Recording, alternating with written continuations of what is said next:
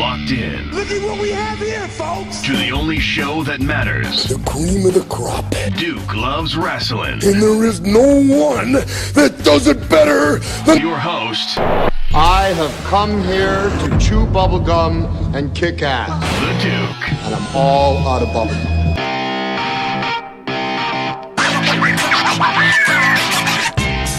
Controversy creates cash.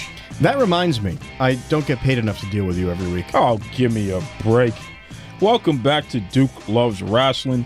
I am the Duke, and yes, I do enjoy doing pro wrestling impersonations, and I'm going to keep on doing them no matter what my illustrious co-host, the Boston Bad Boy, I'm Mike Pelosi, says. I just some days hope that you would have sort of had a minor micro stroke or something. You would forget that every week you want to put me through this. Hey, listen, I'm going to keep doing it because I know that the listeners love it. Oh, yeah. All right? Shout out to Eric Bischoff. That's who created. He actually put out a book, Controversy Creates Cash. Is that sort of like the art of the deal? Yeah, basically. Yeah, that could be the subtitle to Trump's new edition of Art of the Deal. Oh, my God. Controversy creates cash.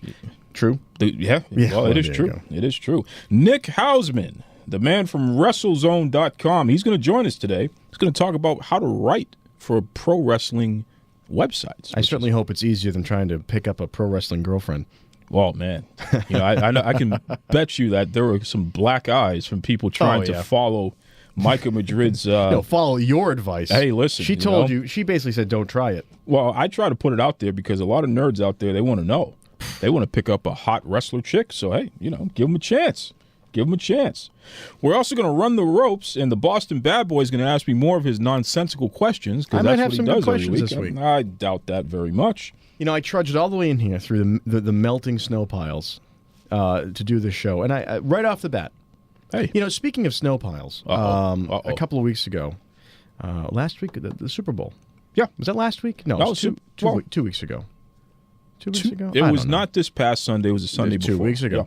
Yeah. And then, in its infinite wisdom, the city of Boston decides, we're going to throw a Patriots celebration parade. Mm-hmm. And then they decide to keep throwing the parade during the middle of a snowstorm.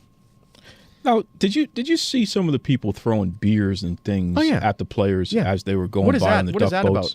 About? I heard somebody threw marijuana. Well, all right. I mean, okay. Folks, we've legalized marijuana in Massachusetts. Yeah. So people were and it's not illegal to give it away. That's right. Up to a certain amount. Well, it's funny because it is illegal to buy it. Well, it's illegal to buy it because they don't have the tax structure set up So you yet. can't sell it and you can't buy it. But you can give it away. But you could magically have it and give it away. Well, you're allowed to possess it. That's how much we know. In other words, wherever you get it from, they don't want to know. Exactly. So they're doing this whole parade and jamming up traffic in this city to no end. Yep. And it's the most absurd thing ever. And I really just wanted to give all of the people there there were people, 15 people deep along the streets in the middle of a snowstorm. Ridiculous, yeah. Because they're so desperate to get away from their pitiful little football-obsessed lives and day drink on a work day. Get a job! And they were drinking. Oh, they were drinking. They were drinking. Get a job. Go to work. I mean, give me a break. What are you doing? Give me These a break. guys are on a duck boat on their way to Florida, wherever they're going. Yep.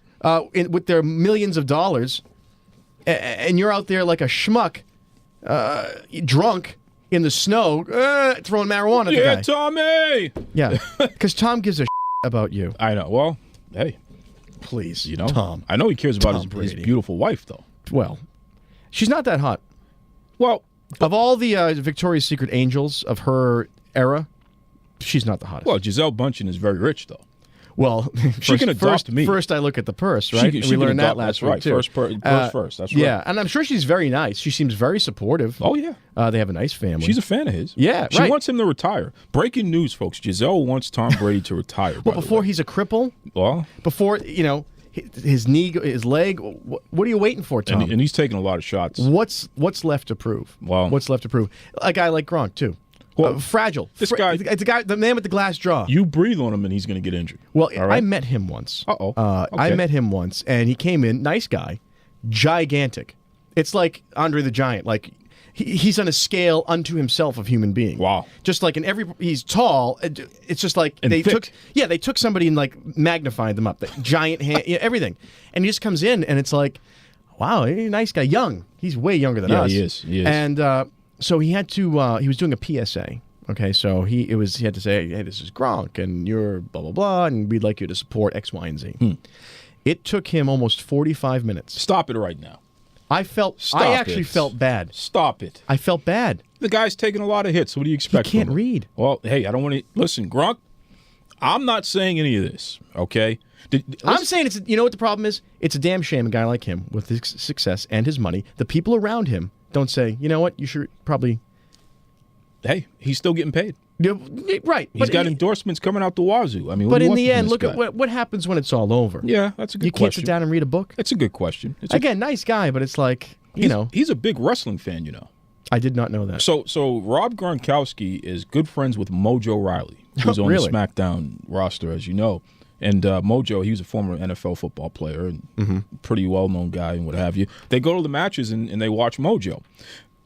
Gronk wants to get into the WWE. Oh, get the hell out of here. I swear to you. Get out of here. He wants to get into the WWE. Never going to happen. No, he may actually do something at WrestleMania this year. No. They're trying to figure it out.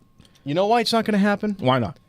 Because as fragile as Daniel Bryan is, what is the liability when Gronk goes up to do some poorly rehearsed move and his tibia snapped and comes right through his leg on national television? This is what I don't understand. How much money is Vince going to have to pay out for that? This is what I don't understand. How is it that you and I can have this great conversation and then you just completely ruin it? Okay, look. Yep. Now he's cracking cans open, folks. Well, you know what? This guy's out of control. I decided I'm not going to listen to you anymore because I have in my hand a can of agua de coco. Oh, from Grace. Well, I don't know where you told me it was from Jamaica. Yes, but Grace is the company. That's how you know it's from Jamaica. Oh, so that's They're an a big official time, seal. Yes. So instead of you bringing me booze to get through this show, as I always request every week, and you have yet to do it. Nope. You brought me teach you something. coconut water. Yeah. So I'm very hydrated. Hydrate yourself. Yeah. All so right. This is the real deal. That's right. All right, let's see. Here, taste test. Here it comes. Well, that's very nice. Isn't that nice? You know what? That's nice. It's smooth. Do you see that? Look at that.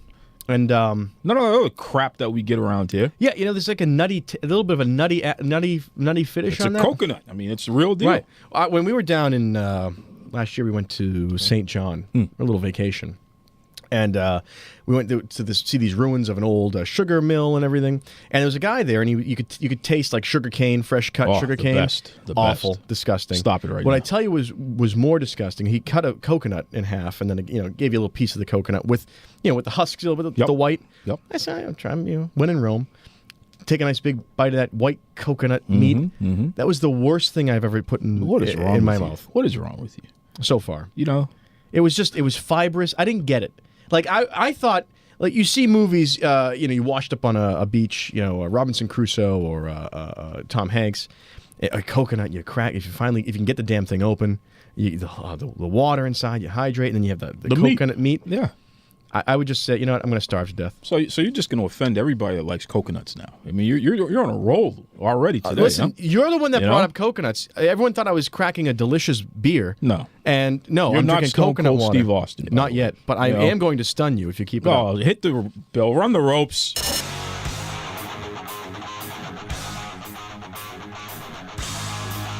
It's time to run the ropes. I give my opinion on the top 5 stories in the world of professional wrestling. Let's go. New champions everywhere.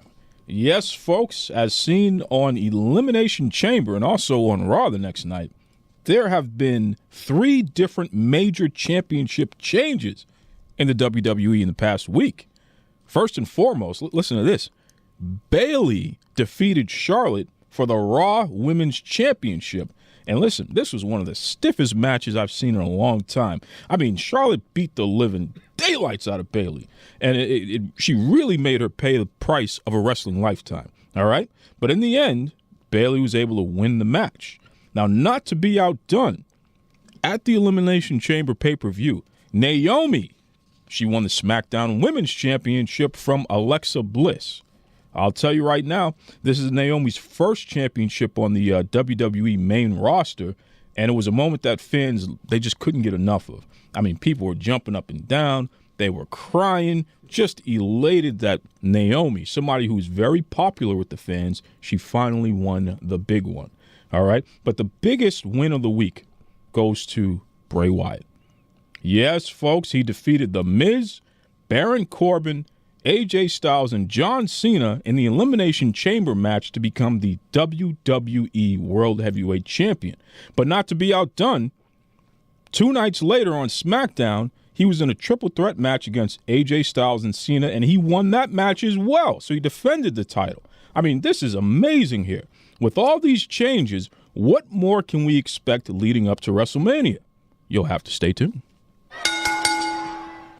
TYRA sets the record straight. Yeah, folks, listen, you got to head over to Middle Kingdom Wrestling on Facebook and on YouTube. They have a controversial interview with the international sensation TYRA. I mean, this woman has sworn that Mephisto is her arch nemesis, and she also describes herself as someone who is here to make all the pretty girls and boys suffer and cry. I can tell you the Boston Bad Boy is not happy about that. Somebody got to tell him, though, he's not so pretty. Wow. Hey, you know, she's pretty tough. I'm not even going to get into this with you today. Hey, keep going. Keep going. What more does she have to say? You'll have to check out Middle Kingdom Wrestling to find out. Stop the presses. There's a new movie about Paige's life. According to Wrestlezone.com, The Rock's production company is teaming up with WWE's film division to create a dramatic comedy about the life of former Divas champion Paige. I mean, they're reaching out to wrestlers, big-name actors. How big? Let's just say there's a certain beauty from Game of Thrones who's already signed up to be part of this project. Boston Bad Boy, what do you think about that? A movie on Paige's life. Well, it sort of writes itself, doesn't it? Yeah, well, hopefully it's not a tragedy, huh? Yeah, well, I mean, there's a lot of big names attached to it. I just read who was the other actor, big actor attached to it, besides... Are you trying to give spoilers? Because I was just being nice about it here. Why? Well, hey. What do you care? What do you mean? People can Google this. Why don't you just... Listen, I don't want to give I think it's because spoilers. you don't have the information. All right? I think it's you don't have the information. I have all the information. Well, then what is it? I'm not telling you. How about that? You know what? I'm going to Google it and get my facts straight. Cash me outside. Hit the bell. Dr. Phil's in there? Yeah. Eric Bischoff creates more controversy.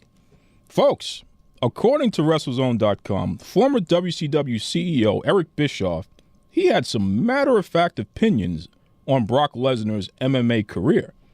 I mean, listen, when asked what he thought about Lesnar and if he thought he was going to be known as a great fighter in the history of MMA, Bischoff was quoted as saying, he exposed his weakness. His weakness was his chin and his ability to defend himself. I also don't think he had much of a stand-up game. His hand skills were marginal at best.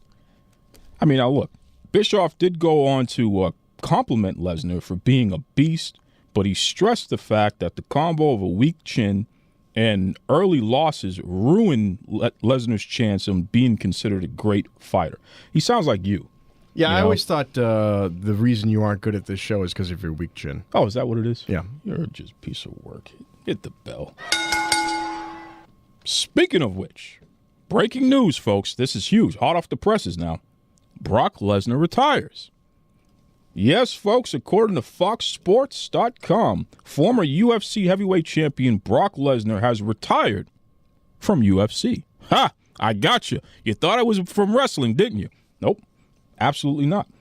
After being suspended for testing positive not once but twice for banned substances, Lesnar has decided to hang it up in the UFC, and he's going to focus on his WWE obligations. Now, why does this matter? Who cares, right? Well, it adds further grease to the fire regarding Goldberg potentially beating Kevin Owens at the next WWE pay-per-view and then losing the Universal Championship in the main event at WrestleMania to Brock Lesnar. How do you feel about that, Boston Bad Boy? You know, it's this coconut water. I don't know what to say about it. You've heard what I think. What do you think? Do you agree with me? Do you think I'm a jerk? Are you sick and tired of the Boston Bad Boys nonsense? Head over to Twitter, head over to Facebook, type in Duke Loves Rasslin, let us know. You know, I just decided what this coconut water tastes like. What's that? Did you ever, in the summertime, you get some fresh sweet corn? Oh, yeah. And you put it on the grill, or you sort of boil it, steam it, right in the microwave. Put it in the microwave. Whatever, however you want to do it. Yeah. This has the flavor of corn on the cob. What? There's a sort of a saltiness to it, and there's sort of a sweetness to it. It's coconut water. Yeah, but there's an earthiness to it. What that is wrong that with is you? corn. What is wrong with you? You know, you don't disrespect the Grace's delicious coconut water on top of it. All right. By the way, just to put a final point on it, Vince Vaughn is the name you were looking for. I wasn't looking for anything. I knew that already. Well, you didn't know. I knew. No, had you known. No, I knew. Had you known, I knew. You would have let the people know. I knew. Because Vince Vaughn at one time was a big actor. I knew. And he's now involved in the Fighting with My Family. Listen, while you're over here playing on Google, pal, I actually do my research. How is that about what it is? that? Well, then why didn't you tell anybody? I knew who it was. I had to look up the name. I knew his save face. it because I'm not going to give a spoiler. You got to at least say How's that a spoiler? alert. How is that a spoiler? What do you mean? Wait a minute. Spoilers are not who's in a TV show. Listen. Spoilers are events of the plot that are interesting, and you don't want to give them up because it would ruin someone's experience. I know you want to pass yourself off as some big shot over here, pal, but the fact of the matter is not everyone knows about the Vince Vaughn thing. Okay. And he didn't officially sign a contract yet. He agreed in principle. He agreed in principle. If you knew your stuff, you would know that, by the way. Okay? Let's see. Let me. I found myself on a website here, Den of Geek, which I think is pretty good. Never heard of them before. It doesn't matter if you've heard of them. Never heard of them They're before. fairly reputable. Never heard of them before. As a geek, I've seen reputable news stories from these folks. There we go. Okay. So, hold your horses, folks. Listen to this guy. Vince Vaughn. It said 7. So there was an Instagram post that went out with Vince Vaughn's face on it. Okay. And $7 Production is excited to welcome Vince Vaughn to our Fighting with My Family cast. He loved the script and sank his teeth into embodying the character. He's playing a man who knew it all too well. Those of you who follow wrestling history know well too. He's playing a real life wrestler. Good job.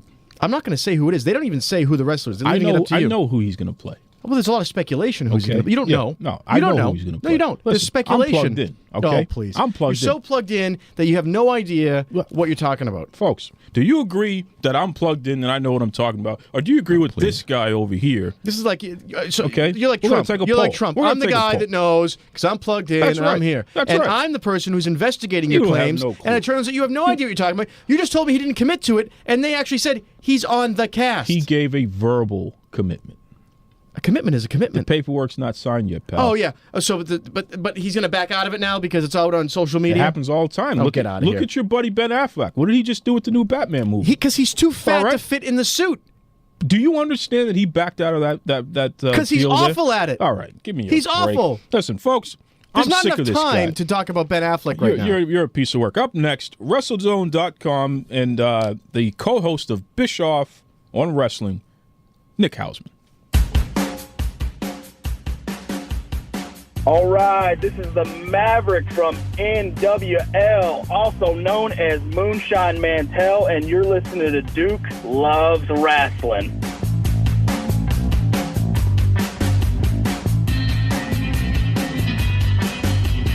All right, so we got a guy here, folks, and I know the Boston Bad Boy has really been looking forward to this. Not only is he a podcaster, not only is he a pro wrestling writer on WrestleZone.com, but he's also a comedian. Yeah, well, and he's also friends with Lavelle. Exactly. So he's probably going to agree with me. Well, you just... Let's find out. Why are you putting yourself over right now? Let's find out. All right. Here he is. Listen, welcome to the Duke Loves Wrestling show, Mr. Nick Hausman. Thank you guys very much for having me on. I'm very excited to chat with you all today, and I will talk to you about anything you like, Duke, so let me have it. Well, we're going to hold you to that. In fact, I'm just going to let you know about a bone that I want to pick with your co-host, and I'm sure you'll be able to relate pretty well to this, and I'm talking about Bischoff here. When I send that guy a message about pro wrestling, right, he'll just, overlook it, what have you. But as soon as I send him something political, he will retweet it. He'll respond the whole 9 yards. Yeah. Now, I know that you lean more left and he leans more right. What is that all about? How does that work? Well, Duke, you gotta remember, I grew up in a very red part of Texas. I'm from around the Houston area, and so I grew up around a lot of people with very strong-willed conservative opinions. And with that, I moved to Chicago, so I got out of there. Right, I moved from one bubble to the other. And you got the Chicago accent going on there too, brother. Thank you. I've been here like 13 years now, maybe almost 14. It's almost as good as Duke's Boston accent, which is completely non-existent. I've been here my whole life, and it doesn't exist. It is what it is. But yeah, so I've seen both bubbles, and I will say with Eric, he on Twitter, and I think in his public persona is very verbose and outspoken, politically. Whenever Eric and I are on a call or just being friendly or whatever, a little more demure, I will say, on his passionate. It turns up maybe a little bit when he knows people are looking. But I've certainly met much more conservative-minded folks than Eric Bischoff in my life. So it doesn't poke me quite the wrong way. Got it. Well, and that's important if you guys are going to be working together, huh? Now, what about Apter? Is he a political guy? Bill does not like to talk politics. I actually, on a most recent podcast we were just recording before I got on the air with you guys, I mentioned how Linda and the McMahons were in Donald Trump's Oval Office, and he immediately said, "I don't talk politics. I don't want to talk politics. I never thought I'd see the McMahons in the Oval Office, and that's all I'm going to say about it." So but, he doesn't like to talk. A quick aside to that, we were just looking at the photograph with the caption that Steve Austin had given the stunner to 43% of the people in the photograph in the Oval Office. That's right. Which, if I were the president, and again, I'm no fan of Trump, but I would have that framed with the caption on my desk. Why not? Why not? I mean, I think there's about 43% of the House right now that Donald Trump would like to be dished out to. Now, listen, let's back up for a second here. How did you land a radio show with the legendary writer Bill Apter? Bill and I have been friendly for a couple of years now. Before I worked with Wrestlezone and kind of have found myself full-time in the pro wrestling journalism business, I was working in the deli at Whole Foods here in Lakeview, Chicago. Nice. Yeah, it's the slice and meat, just like Mickey Rourke and the wrestler. Don't think I never thought about that, the irony in that. Yeah. But anyway, when I got out of that and then started working in the Wrestlezone and in the journalism and everything, I said to myself, I need some people to learn from. I want to learn from the best in the business if I'm going to be doing this and make this my life's work. So I wound up getting a hold of Bill, and Bill and I's relationship is very much like Doc and Marty from Back to the Future, where, you never really know, you never really found out how they met, did you? No, you don't. Right? You don't really know how they met. Well, somehow, though, in the 1800s, they knew each other, even before the timeline. Yep. So there's something going on there. Right. Okay. There you go. So I think it's got to be something similar where maybe Marty was like a big science fan and he's like, oh, I gotta befriend this guy. I want to learn about science or whatever. And you just bang down his door. And so, yeah, after, trying to find different projects for Bill and I to work with, I finally pulled him into podcasting, and that's about it. Just convinced him finally to do it with me. Now, I just want to ask one quick thing. How do you get the prosciutto real thin? Uh-oh. That stuck out to me, and I need to know the secret of that. So what you do is you take the slicer, and you got to put it a hair length, because there's different settings. Right. Don't even set it to a 1. You don't even want to set it a half 1. You want it to be like, and you need a real professional slicer. Yep. And then you want to just press that prosciutto hard against the metal surface and slice. And you want to take your wax paper. You want to put that prosciutto one slice per each piece of wax paper. And you want to put a piece of wax paper between each slice. That's of the key. prosciutto. That's the key. Thank you. Yeah. Yeah, because you don't want them sticking together. No. Makes for a messy meat platter later on. See, you can see where Duke's priority with this interview is and my priority. This is the time of the show where I get hungry. Yeah. And he said deli, and I got totally distracted. Well, then I got to ask a question, because you're a Chicago guy, too, since we're on it. Who has the best Italian beef dip sandwich in Chicago? Oh, man, I've never really been. Of course, there's, what is it? Is it AJ's Deli or something like that? Some people say it's Lou's. Some people say Lou's. This is bad. I could maybe give you a good pizza recommendation. Boy, he's going to get run out of Chicago. That's it. Chicago's a tough town. Breaking news. It's going to be like the Untouchables. They're going to run him out of there. Yeah. You're setting this poor guy up for questions he can't answer. This is bad. Abort mission right now. Yeah. A wrestling interview?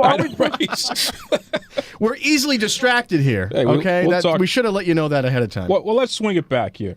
You have your show on Wrestlezone, your podcast there. How did you get into that? Because this is pretty interesting where you have a website that you write for, and you guys started the show, and people just really have been over the moon about it. Yeah, well, again, I was working at the Whole Foods by day, but for the past couple of years, I've worked in the almost decade. I've been a part of the Chicago independent pro wrestling scene. I've been a manager. I wrestled one match one time. Really have just kind of become I'm more of just a guy that, because I've spent more time in the Chicago comedy scene. I used to perform with Comedy Sports and Improv Olympic and Second City and The Annoyance and all those other places. And wrestling has my heart now. I'm sorry, comedy. But, I'm more just somebody that's become a member of the community, and I'm not very good at falling down. I'm not exceptionally athletic. So helping to put my friends over and spread the good word of pro wrestling through working for sites like Wrestlezone and doing podcasts with people like Bill and Eric Bischoff, I think has been a much better use of my skills and talent set than just trying to stick around here on the independent scene of Chicago. As much love as I have for it, it's a great community. Nice. So you're not going to be the next Paulie Dangerously or anything like that, is what you're saying there, huh? Oh, you never know. I'll say this: for money, I'll do a lot of things. Nice. Right? Everybody has their price. If the money was better, maybe I'd be taking gores from Rhino through tables. But, there you go. Well, speaking of money here, now we heard about something there. Boston Bad Boy, you dug up something about Nick Hausman in relation to a particular TV show. Oh, yeah. And one of the sort of off-air topics that I enjoy discussing with you, Duke, is how a man like Steve Harvey is famous. Uh-oh. And it turns out, Nick, you were on the Steve Harvey show. I was on the Steve Harvey show. I was almost on it twice. Now, can you just give us a little explainer? Because here's my quick take on Steve Harvey. He's living in a parallel universe that is very close to our own, and sort of on the same timeline, but he's definitely in another universe. What the hell? Yeah, I mean, Steve's an interesting character, right? I mean, very influential stand-up comedian. Yep. I will say that Steve loves Chicago. The guy's had a rocky road, right? He was homeless, living out his car for a few years. I mean, that's got to, nobody goes through that experience without coming a little bit touched on the other side. Sure. I mean, it does. It affects you. Steve, I think considering all that Steve has done, I have a lot of respect for him. I think he is a funny guy. I question why he was in Trump Tower a couple days after Trump won. Wow. Yeah, we all question that. Yeah. I think that was a little odd. He got in a little trouble with all his fans because of that, too. They were like, what are you doing, buddy? Well, Steve's a very conservative guy. I wasn't surprised by that. If you saw on the show, they had me to kind of be liberal Larry, right? They were like, right.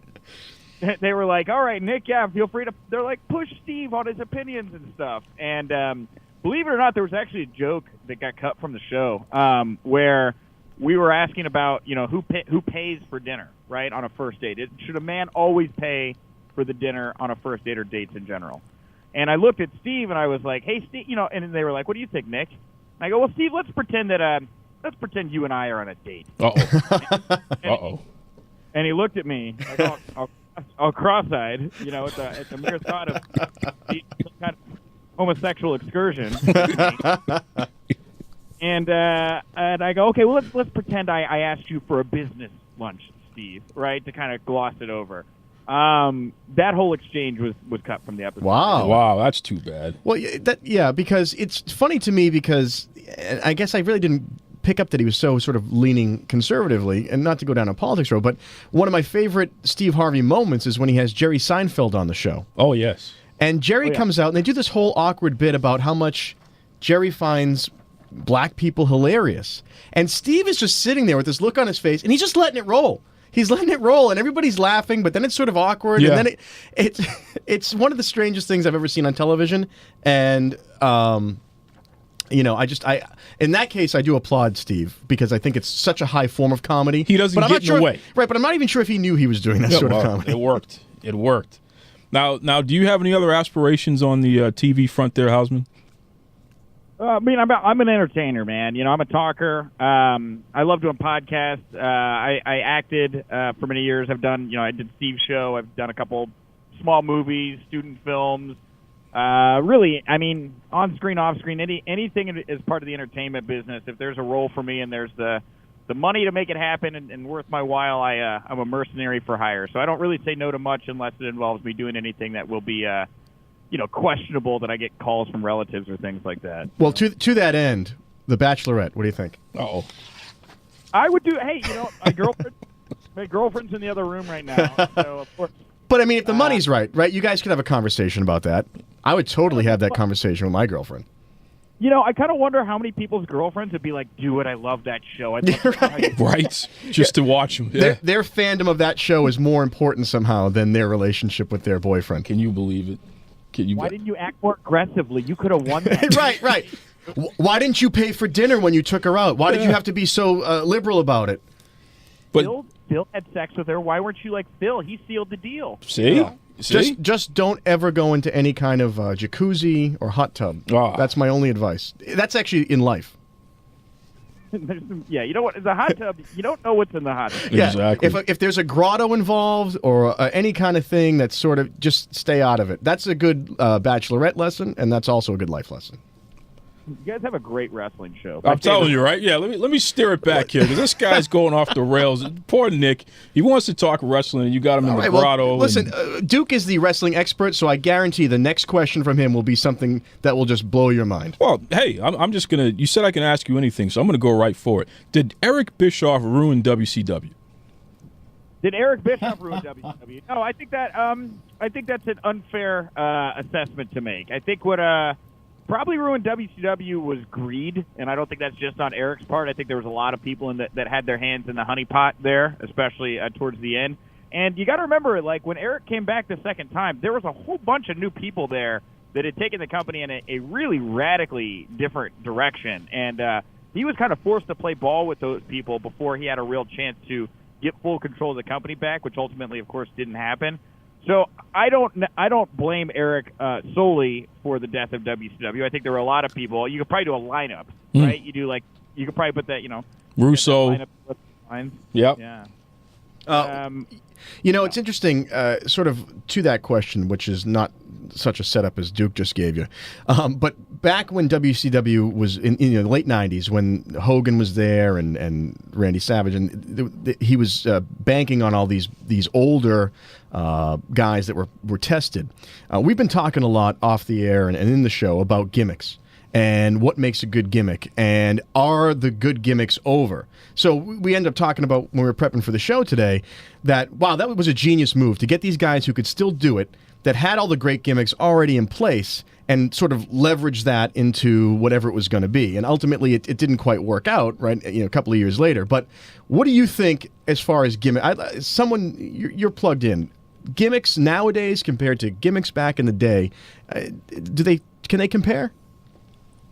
I think that it's interesting right now. I think the current WWE product is actually really close to what Eric was doing with WCW like 20 years ago. You talk about how Eric didn't give these guys gimmicks. He was like, great, I've got Hulk Hogan. Great, I've got Jushin Thunder Liger.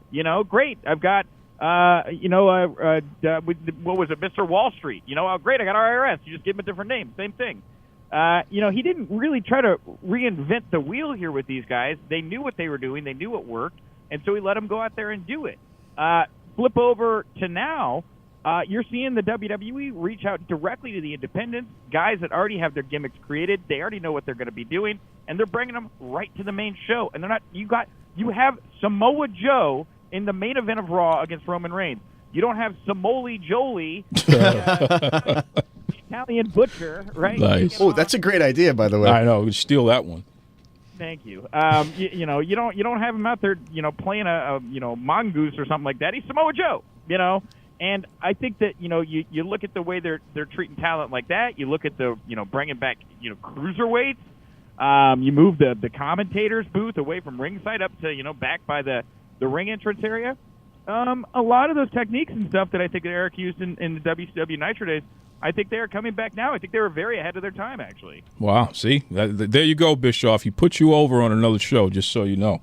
That's right. Listen, how does somebody? I get this question a lot from our listeners because they're really passionate about the business. Some of them are extremely talented writers and what have you, how does somebody go about breaking in and getting a writing gig with a website like Wrestlezone.com?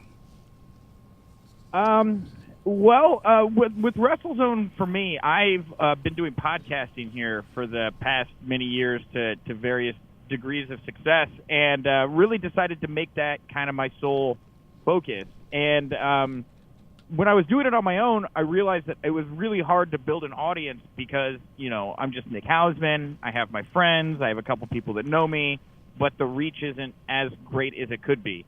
So I said to myself, how could I maybe get a bigger reach if I'm doing wrestling content? What's a big wrestling platform that doesn't already do podcasts? At the time, Wrestlezone did not have a podcast platform at all, period. So I basically just hunted down contacts there, emails, call after call after call. I want to do a podcast for you guys. I want to do radio. I want to do podcasts. And so one day they said, okay, fine. Here's a huge amount of barriers and parameters in order for you to do that.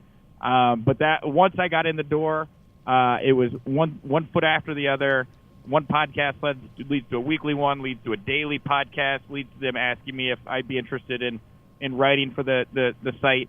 And I just followed the wave of momentum. So for anybody who wants to get into doing what I do, I would suggest finding a big outlet and finding out where they have openings, or find your own openings. Don't wait for a call, or don't wait for a news listing. You look at their site and you tell them what you think they need and make a case for it. And then, again, call them until they get sick of you and give you a job. There you go. I get a lot of questions too, and I was wondering if you could maybe give Duke some tips on how to do a podcast better. Give me a break. This guy putting himself over here. Because I know what I'm doing. Oh, yeah. I'm like you. You know what you're doing. I'm like you, Nick. And so Duke is doing a phenomenal job. You're both doing great. It's the end of my day right now. I'm not going to lie. I cracked a fat tire just before this interview. So, oh, nice. Nice. No wonder you're awake, right?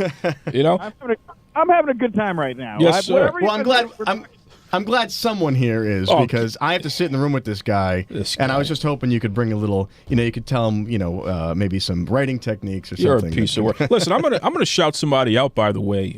Lavelle Porter, he covers NXT and Impact. He does the recaps for Wrestlezone.com at times, and he's come on our show and what have you.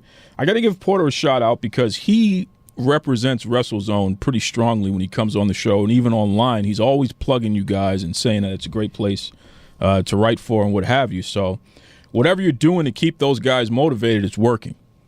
So it's not hard to stay motivated. Of course, Wrestlezone is legitimately the most trafficked website on the planet Earth for pro wrestling news. Yep. And I'm a big fan of Lovell's. He writes the transcripts, like you say, for Monday Night Raw and other shows that we have at Wrestlezone. Every Monday night following Raw, we record our Raw Rebellion podcast. It's me and Ross Berman. We base our show off of what Lovell writes. It's very communal in that sense. And I think that's probably the thing about people that work at Wrestlezone enjoy the most is, everybody's super excited, that love wrestling. Of course, you all share that.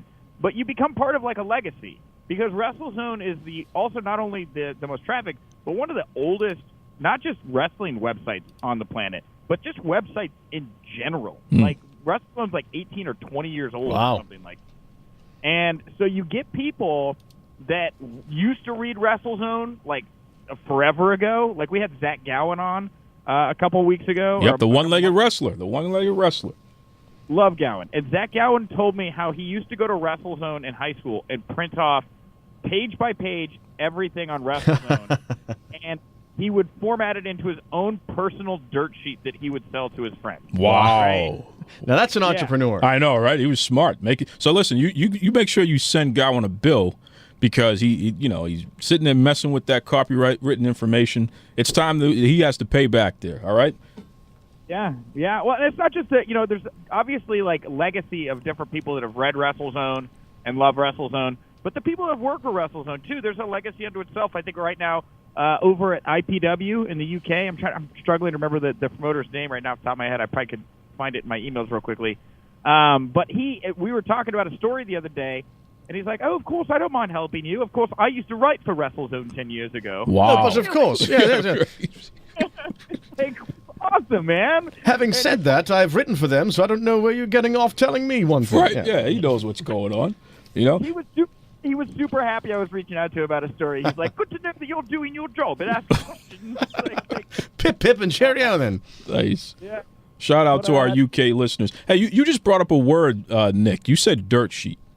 Now, that's a derogatory word, especially when used by certain people. I know that when Eric Bischoff says dirt sheet, he says it with as much disgust and disdain as he can muster. Because I know you guys have a little segment that you've done on your show where you call Playing in the Dirt, where you talk about things that were stated in the dirt sheets years ago.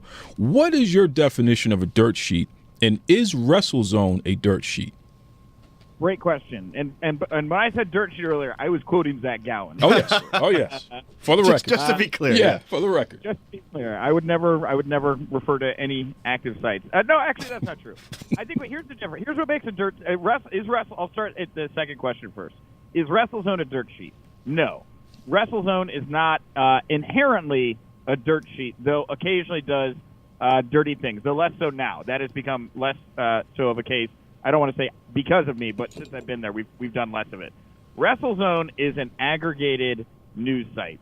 And what that means is we run the news that people are already talking about or written about. We bring it all together into one place so that if you're not somebody that likes to go to all these different websites and try to find out, piece it together, we kind of give you one linear track of what everybody's talking about moment to moment. Nice. We're an aggregate site. We don't break a whole lot of news. Sometimes we do, but for the most part, we're not in the breaking news or speculation business. We'll talk about what other news people have broken. A dirt sheet, kind of more like what Meltzer does, I would say, is probably the closest thing to a dirt sheet, and I don't know if he likes that term. I was going to say, you're going to get some heat now, brother. I apologize, Dave, if you disagree with me, but I'm just trying to say what I think people define a dirt sheet by. A dirt sheet is news that's going on behind the scenes that you're not supposed to know about or that people don't want you to know about. And that's where I would put, like, Observer, F4W, maybe PW Torch, PW Insider. They do more, here's something that they don't want you to know, but we're going to tell you anyway. We don't do that as much at Wrestlezone. All these leaks are coming out. These leaks, they need to be investigated. Yeah. Plug them. Don't listen to them. Yeah, exactly. So that's a good explanation there, because the term gets thrown around at many wrestling websites all the time, and the insiders, like a guy like Bischoff and what have you, when they say dirt sheet, they want you to know that they're not saying it's not a compliment. They really mean that this is not something that they would prefer folks to pay attention to, because a lot of times they're getting their information incorrectly. Sure. Pieces and what have you. Now listen. What's that? Dirt sheets. I think that's what makes them dirty, is the fact that their information is not always correct. Bingo. Now, speaking of something that could be dirty at times, what's this talk about you and arm wrestling here? I'm hearing something about you're trying to revive Over the Top, that Sylvester Stallone movie or something like that. What's going on with this arm wrestling deal here? Yes, I'm doing a shot-for-shot remake of Over the Top. I was just reading in the Hollywood Reporter that the audiences are clamoring for a shot-for-shot remake of Over the Top, or Cliffhanger, either one. Hey, yes. I don't know how you are with heights. Nice. It's interesting you should say that. I'm working on both. No, I was just hired by the World Arm Wrestling League, WAL. You can find them on ESPN every summer. They do their finals, and then you probably see them on ESPN, ESPN2 throughout the year. Anytime you see arm wrestling on ESPN, it's the World Arm Wrestling League. Nice. And they're now in their third, almost fourth year of existence, expanded rapidly. There's a guy named Steve Kaplan, who's the president and founder. He has amazing vision for what the sport can be, and the execution, the rollout of how it's been grown has just been impeccable. It reminds me, I'm happy to be walking into it here in the third or fourth year when there's already, it's established, there's rules, there's competitors, they have TV access, they have live events. I'm coming in now kind of as their second or third wave. They wanted a kind of a Joe Rogan type, a voice, a face, a guy to call the action, to interview people at the tables. So that's my role. So I'm the microphone guy now for the World Arm Wrestling League. And I was in New Orleans this past weekend at the House of Blues, calling the action there. I'll be in Philly March 4th at the ECW Arena. Nice. Yeah, dude, I'm stoked. And then we'll be in L.A., and then there's one other one. And then back here in my hometown of Chicago. These are all qualifying events for the finals, which are going to happen June 29th, live on ESPN, and that'll be my my ESPN debut. Me and Jonathan Coachman. Oh, Coach is with you. Okay, good. Shout out to Coach. Not Coach. Coach will not be with me, but we will be sharing the same network. Oh, So okay. All right. So you try to put yourself over, and then we find out the truth here, Hausman. Okay. We see what's going on. If Coachman wants to come to Las Vegas and be a part of the World Arm Wrestling League Finals, I am 100% extending that invite to him. Listen, Coach, you're invited to the arm wrestling deal there, and listen, I know the guy who's going to commentate for them. So if you need any tickets, I got your back, Coach. All right, that's it. You want to hear a funny arm wrestling anecdote about me? So I went to Eric Bischoff, and I was like, Eric, I just got this new gig. I'm going to be doing commentary broadcasting for the World Arm Wrestling League. I'm very excited. I've never had a broadcasting credit on TV to put on my resume before. And Eric was like, huh. He's like, it's interesting because my first broadcasting gig on TV was also on ESPN, and it was for Arm Wrestling International. And I swear to God, Eric Bischoff and I both share the first broadcasting credit on our resume now as ESPN Arm Wrestling Broadcasting. We both broke into the broadcasting TV business the exact same way. Isn't that bizarre? What's the movie? Is it single white female? What's the movie? What is this guy up to here? Well, I just wanted to Bischoff then say, now let's face off in an arm wrestling contest. Bischoff would kill him. He then said, I have to harvest your soul in order to preserve your youth. Yes. And he, ripped my head off and then sucked the blood from my spine. There can be only one arm wrestling commentator. That's right. And Bischoff, hey, he's everything there. Listen, Hausman, if fans want to get in touch with you to pick your brain, or if other leagues out there, sports leagues, what have you, want to get in touch with you to book you, what have you, what's the best way to reach you? Best way to reach me, head over to Twitter, at WZRebel. If you shoot me a tweet that's like, hey, Nick, we'd love to have you on our show, or, whatever it may be, I have an inquiry, let me know, and that way I'll DM you and we can talk. You can also, I guess I'll give you guys my email account. You can shoot me an email if you'd like, Hausman, Hausman, media @gmail.com. Hit me up over there if you want anything. And I have a vested interest in Eric Bischoff's Pro Wrestling Tees store. Uh-oh. So, yeah. If you want to go prowrestlingtees.com/Bischoff, I get a cut of all of the shirts in that store. And you can support me while rocking a badass Eric Bischoff T-shirt. And you are a big winner that way. So I highly recommend that as well. Folks, we just had Valentine's Day just passed, and Nick's girlfriend needs a new pair of shoes, especially after that whole bachelorette thing that we were just talking about. So please, go support the Pro Wrestling Tees store there to help this guy out. Listen, before we let you go, Nick, you're booking WrestleMania. What's the main event and why? Ooh, what is the main event of WrestleMania this year and why? Great question. If you're booking. Man, if I'm booking, I'd throw out everything I got on the table right now. If I was booking and I was putting together the ideal WrestleMania main event, I would absolutely have AJ Styles involved in that. I think this has been the year of AJ, Rumble to Rumble. In 12 months, I don't think anybody's ever pieced together a rookie year quite like AJ Styles has. And I don't think that AJ Styles and John Cena has run its course yet. I think people are still clamoring for one more epic confrontation for those two. And if I was ideally booking my WrestleMania 33 main event, I do John Cena, AJ Styles 1 hour Iron Man match. Wow, there it is. Folks, his name is Nick Hausman. He's a AJ Styles fan, which means that I'm a fan of his now, because that's a fantastic call. Listen, if John Cena's from Boston, the Boston area, like we are, so anyone who's beating up John Cena, we love it, by the way. All right? We don't cheer for the local guy over here.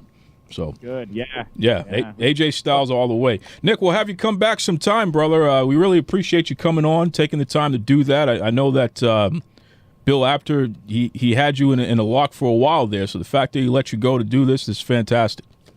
Hey, anytime, guys, feel free to hit me up. I really enjoyed it. You guys keep it fun and loose, and whatever you guys need, I'm here. Thank you very much for having me on. No, thank you. Yeah, that was a good interview. Oh, my goodness. See? I like some energy. That was good energy. I like some energy. I mean, he said that he had partaken in some activities, Yep. which got him punched up a little bit there. Yeah, and all I got is coconut water. Yeah. Now, how is it that we managed to mention smoking stuff twice on this show? And I'm not a smoker, by the way. It's legal now. Well, That's why, yeah, at that's a least good in this point. state. I guess you got to get used to it. I got to But say, I threw him a little curveball there with the meat slicer. I was the whole about to say, prosciutto. you started the munchies deal now, you know? right, only because I'm just starving in general. Yeah. But when he came back with a full explanation of how to cut that prosciutto just right, I knew that anything he said going forward about any subject was right on the money. Well, he was very serious about it, too. Absolutely. Okay? That was not messing around. No, it's like he was training you. Yeah. So we should get the meat slicer Yeah. and see if you actually learned No. anything from the great Nick Hausman. Yeah, Okay? I'd need more instruction. Sandwich maker extraordinaire. Now I'm really hungry again. He's a renaissance man. Well, listen, I'm going to tell you right now. First of all, folks, up next, the Boston Bad Boy is going to continue more of his nonsense. I mean, well, he seems to be in a great kidding mood me? now, so hopefully he stays this way. I might be hangry. Yeah, well, You better watch out. you know, the fans have been beaten down the door, figuratively, about the fact that they haven't heard our barnyard cheese spot in a while. Yeah. And I had to tell them, look, we've covered the entire menu. Yeah. You know, it's just that's the way it is. And we still covered- haven't, nothing's showing up here for us. well, hey, you know, for you. You know, Oh, I see. Okay. That explains it. for you, pal. Yeah. I bet it's one of those things where it says for both of us, Yeah, but you just well, conveniently forget that part. I got to make sure it's good. I don't want you to get, sick or anything. So listen, I reached out to Double D Dave Davis, and I said, Dave, the fans want to hear us cover another sandwich. Can you make something special? And sure enough, Double D, he never lets you down. He came up with something great here. Listen to this. The turkey cheddar. All right? yeah. Listen to these ingredients. Oven roasted turkey. Farmhouse cheddar. Ooh. Now, that's the strong stuff, by the way. I like a nice sharp. Yes. Like a nice, you don't want anything weak or No, waxy. no. You want to something- taste it. You know want you're to hit you tasting a little some bit. cheddar. That's right. Fresh tomato. Crunchy greens. And, hey, get it the Duke style, okay? Ask for that stone mustard go on top of that. I do like a nice stone mustard. Love it. I like them with some zing. Yeah, we got to have the zing. Yeah. No, none of that mayo crap either. Get the outta stone here. mustard. Get the out of here stone with mayo. mustard. Don't even. I don't want to be in the same room as mayo. Bingo. Same here. And it's all on a Portuguese-style olive oil bread. Hey, stop depriving yourself of deliciousness. I'm telling all of you right now. Head over to barnyardcheese.com for more info. Enjoy. This is the pastor of wrestling, Kevin West, and I'm listening to Duke Love Wrestling.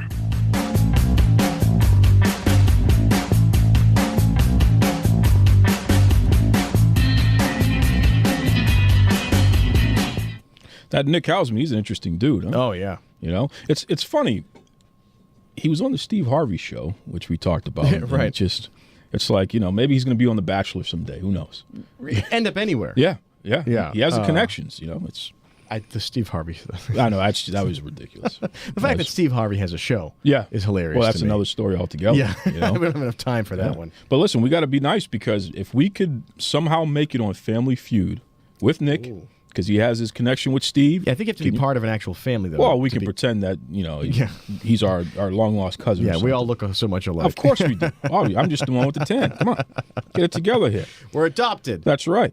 All right, Boston Bad Boy. What kind of nonsense do you have for us this week? I'm going to start with the way I like to start this segment, which is not with questions from people who I can't read their names, but with the "I told you so" moment of the week. Here we go again with this. I like to. I find something during the week and then I hold on to it, and it sort of I harbor it.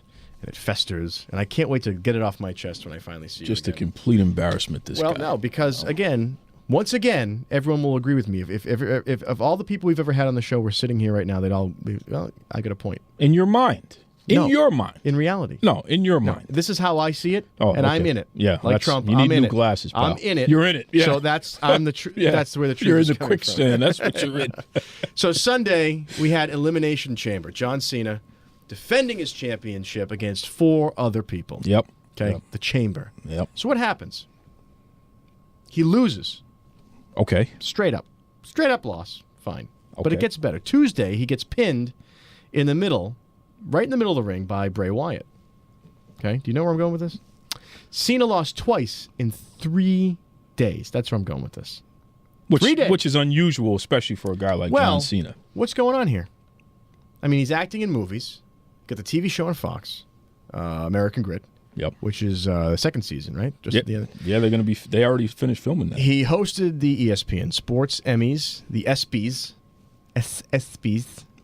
because we need another effing award show. Well, he got high marks for that.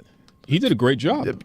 Right. Yeah. Whatever. But it's another useless. I mean, James Corden did a good job at the Grant. Who gives it? And I he's like awful. James Corden. Oh, I like get James out of Corden. here with James Listen, Corden. Listen, we're not going off of John and James. British guy, when he starts singing and bopping around, forget about it. I'm all in. I'm all in. I'm betting the house on that guy. That explains a lot. James Corden. That explains a lot. I'm telling you right now, I'm all in on you, pal. Boy, I'm sure he's really happy. like I'm that sure guy. he's happy to hear that. He should be.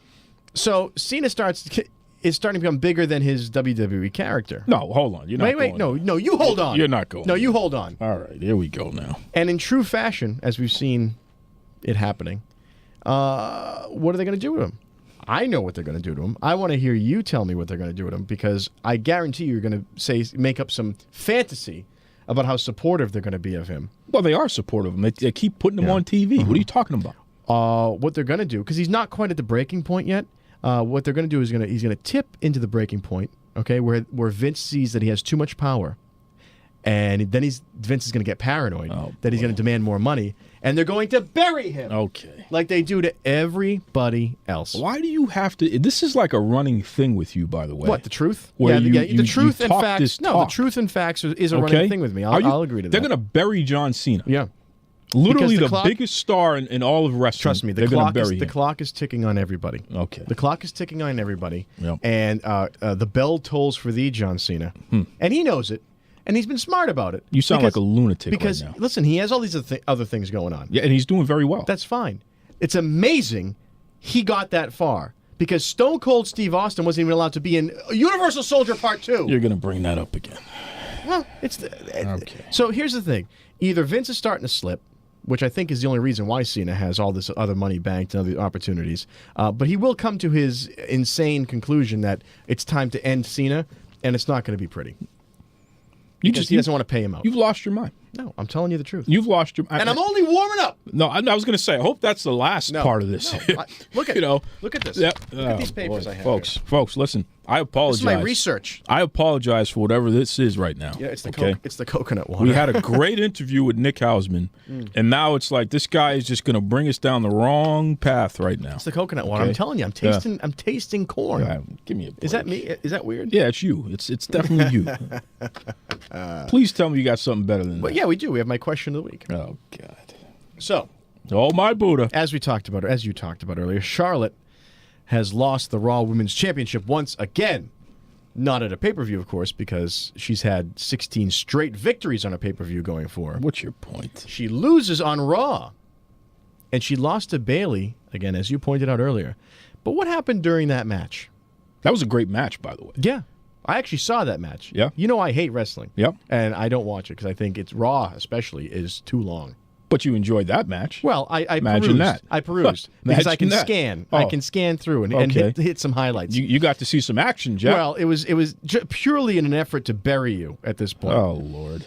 So here's what happened. Charlotte had absolutely no regard for Bayley's health and safety. That's what I saw. I saw blatant violations. I saw blatant, scary, over-the-top work going on. It was a stiff match, but I think you're being a little dramatic right now. She kept throwing her on her head. Well, her head.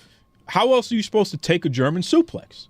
At one point, she does the moonsault on top of her, Bayley, before she could brace herself. She's taking a stiff hit a little early, doubling up the danger here. She want to break her neck? What you want to do? That was a tough move. Yeah, that was a tough move. That was a tough move. Who's authorizing this? I mean, what do you want me to say? It's part of the match. It's a wrestling move. Charlotte does a moonsault. I mean, I understand that she's a pretty tall, muscular lady, but hey, you got to catch her. That's your job. Sasha Banks caught her. Here's what I think. And I think this, again, will stand up to scrutiny, as most of my points do. Here we go. I believe that a certain somebody whose name rhymes with Vince McMahon is using Charlotte to endanger the other female What wrestlers. are you talking about right now? I mean, seriously, what are you talking about right Bailey, now? all right, let's be serious. Seriously. All right, let's be serious. You know Bailey probably got injured during that match. Well, right? there's no one has said anything about Bailey being injured, by the way. No, but, okay? but let's reports go have back come out and said that. Go back so to the that's in your mind. Go back to the tape, okay? wrestling expert. Go back to the tape, Mr. was I a have every match memorized she from was 1986 to present. She did a good job of selling it Really? because that's her job. Really? Or was she trying to hold it together so she didn't look injured? Because what happens if she's injured? What's going to happen if she's injured? Well, they take the belt off. Okay. Of her. Well, thank you very much. All right. Look, let me. Much like your hero Sasha Banks, much like Paige. Oh boy.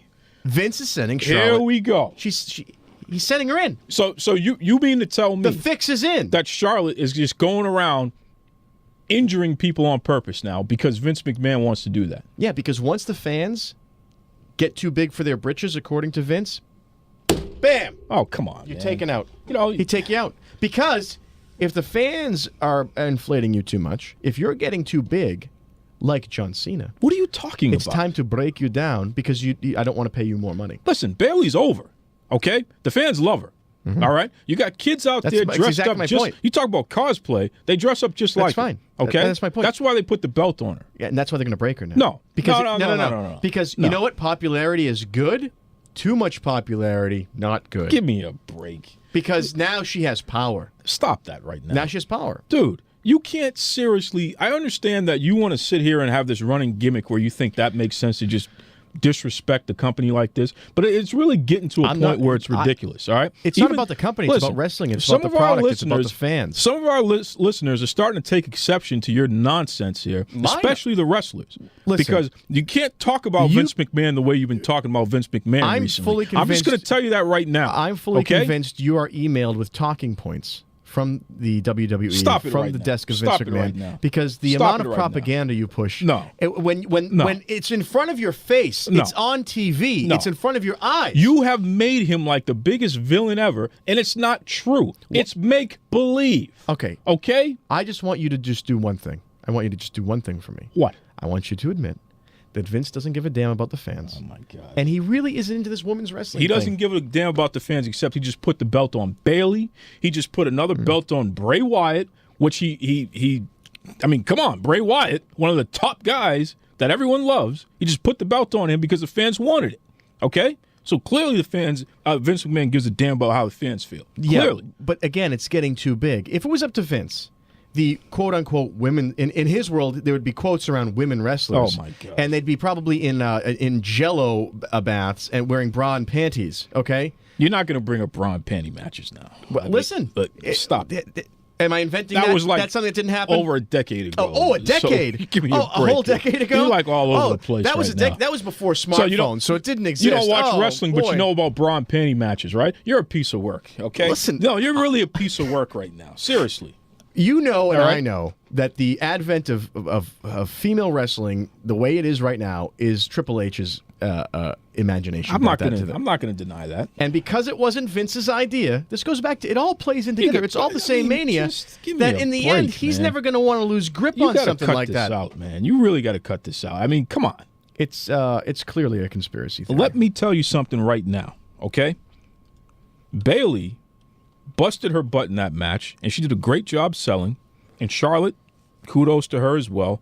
You can't disrespect Charlotte and say that she's like some gun for hire or something, where she's going out terminating all her fellow wrestlers. Because the boss tells her to. Stop it right now. Stop it. She's Ric Flair's daughter.